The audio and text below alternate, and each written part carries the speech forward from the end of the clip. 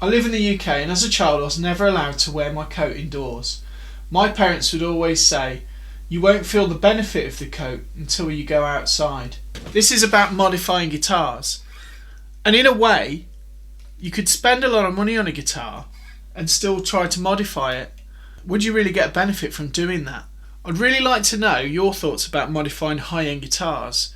Would you even consider a Les Paul as a high-end guitar? I think I would, yeah. A Les Paul Standard. They cost a lot of money. This guitar has loads of lovely features, and when I bought it, I've bought it because I absolutely loved playing it. But yet I've still modified it. What's that about? Could it be that I watch too many YouTube videos about modifying guitars and it inspires me to do it more? Could it be that I want this guitar to be my own unique guitar? And I can't really achieve that just by buying a standard guitar.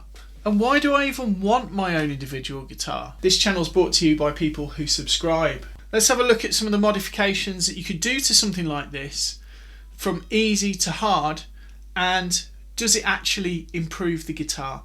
Or am I just doing it to make myself feel better?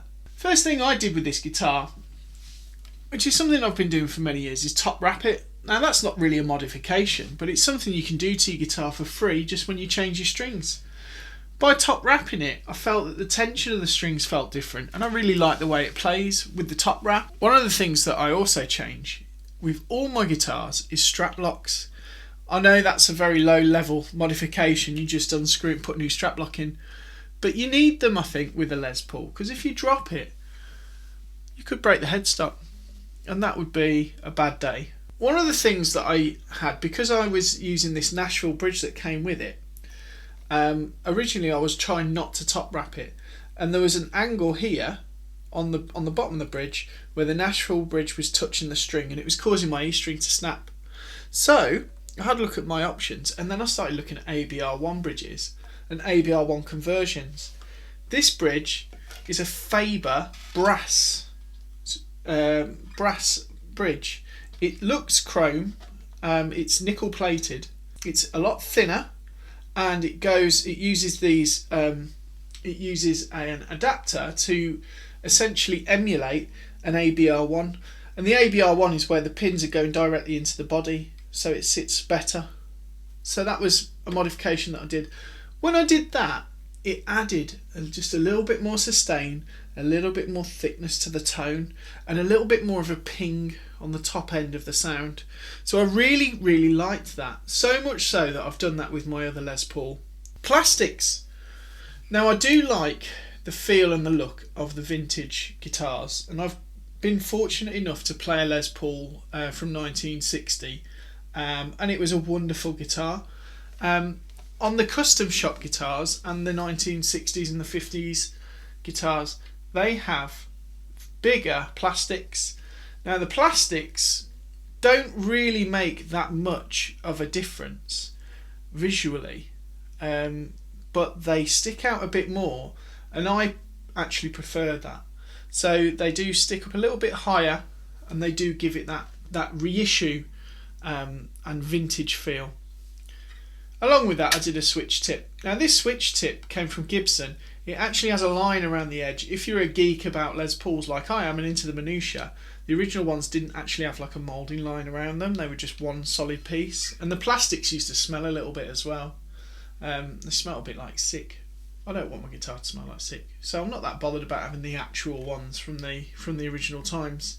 It will never look like a custom original because the binding's a bit thick on the edge, and the Les Paul sign is too low. That should be up there if you want a reissue or a real vintage one. And fundamentally, the neck tenon is not long enough, so you have a long neck tenon on the original ones and it goes under the pickup cavity. On this guitar it doesn't, and that's not really I'm not really bothered because it rings out and it has this lovely resonance to it, but I just thought I'd let you know that I'm not trying to make it anything that it isn't. It came standard with these vintage looking tuners and ferrules, which is really nice. When I got the guitar, it had thumb cutters that somebody had put on.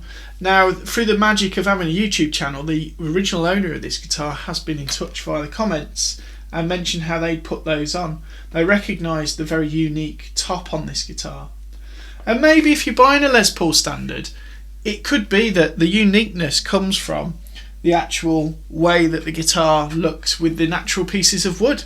I like Les Pauls because they are pretty much the most unique, and it's from a feel and a playing stance. Every single Les Paul I've played has been its own kind of guitar, it's been its own kind of character. The biggest modifications that have been done in terms of impact have been the wiring. So for me, I would say if you want to improve your guitar, your Les Paul, for the best bang for buck, you could get a bridge adapter and that will improve the resonance of it.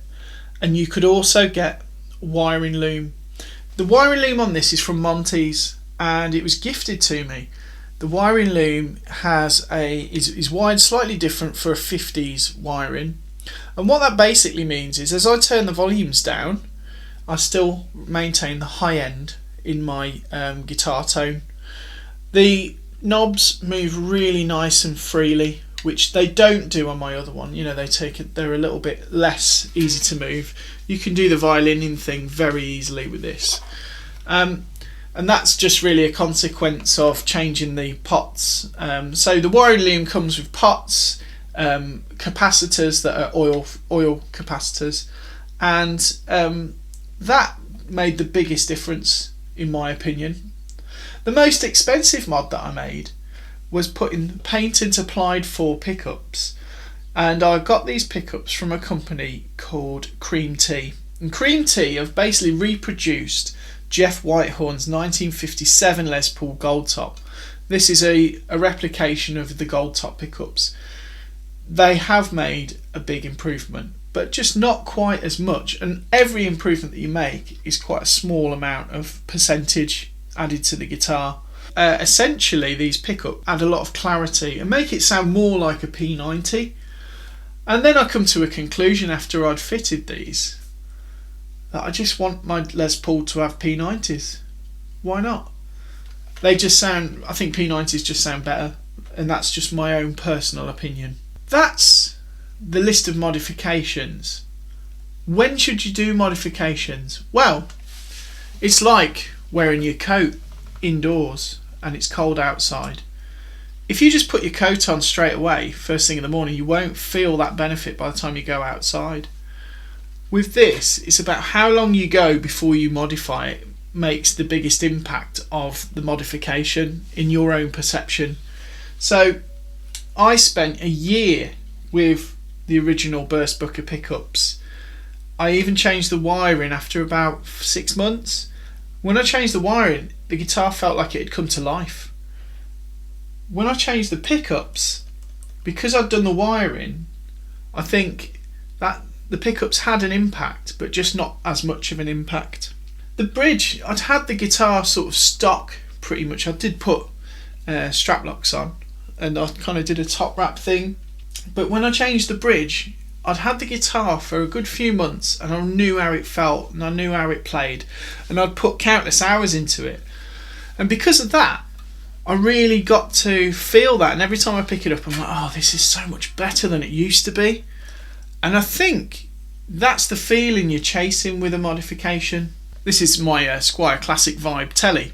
I bought this guitar and within 2 weeks I'd done all the modifications I was going to do to it. So I put brass saddles on, I'd put some new wiring harness in, and I'd put some Seymour Duncan £1/4 pickups in.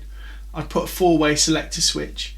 I'd got this guitar how I want it forever, which means that I never really got to play it stock, and because I never really got to play it stock, I never got to used to just what the guitar is like. And now those modifications are on, it's great, I'm happy to use it, I'm excited to use it, but I don't know what it was like stock really, because I only had it for a week. And that's the interesting thing with this. I feel happier with the changes that I've made on the Les Paul, and I think it's because I've had it for a while before I did anything, and I did the changes incrementally. You know, I got to really know what the impact was going to be, and that is what I've been chasing with my modifications. What I'd like to know from the comments is, do you modify guitars, Or do you think that modifying a Les Paul Standard is an absolute ridiculous thing to do?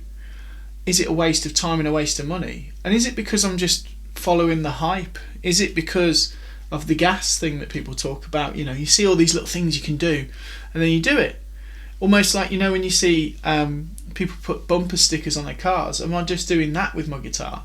Let me know if you modify guitars and what mods you've done that you think are really great. What's made a real impact? All these modifications can be taken off and put back to original. So I've still got the old wiring harness, I've still got the original pickups, I've still got the original bridge.